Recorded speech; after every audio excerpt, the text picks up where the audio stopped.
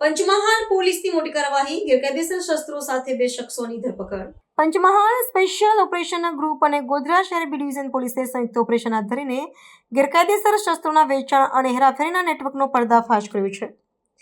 બાતમીના આધારે કરવામાં આવેલી આ કાર્યવાહી દરમિયાન પોલીસે ગોધરાના સ્થાનિક વિસ્તારોમાં દરોડા પાડીને શંકાસ્પદ હિલચાલ કરી રહેલા 2 વ્યક્તિઓની અટકાયત કરી લીધી। તલાશી દરમિયાન તેમની પાસેથી ગુનાહિત હેતુ માટે રાખવામાં આવેલા ઘાતક શસ્ત્રો મળી આવતા સમગ્ર પંથકમાં ચકચાર મચી ગઈ છે।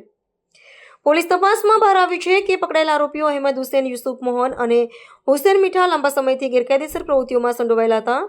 ધરપકડ કરાયેલા બંને શખ્સો સામે ભારતીય શસ્ત્ર અધિનિયમ આર્મ્સ એક્ટ વિવિધ કલમો હેઠળ ગુનો નોંધીને કાયદેસરની કાર્યવાહી હાથ ધરવામાં આવી છે। પોલીસ અધિકારીઓના જણાવ્યા અનુસાર આ શસ્ત્રો ક્યાંથી લાવવામાં આવ્યા હતા અને તેનો ઉપયોગ કયા ગુનાહિત કૃત્ય માટે થવાનો હતો તે દિશામાં સઘન પૂછપરછ શરૂ કરવામાં આવી છે।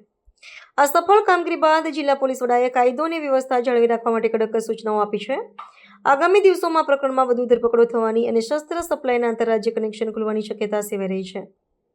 સ્થાનિક સ્તરે સુરક્ષા વ્યવસ્થા વધુ સુદૃઢ કરવામાં આવી છે અને શંકાસ્પદ તત્વો પર બાજ નજર રાખવા માટે ખાસ ટુકડીઓ તૈનાત કરવામાં આવી છે।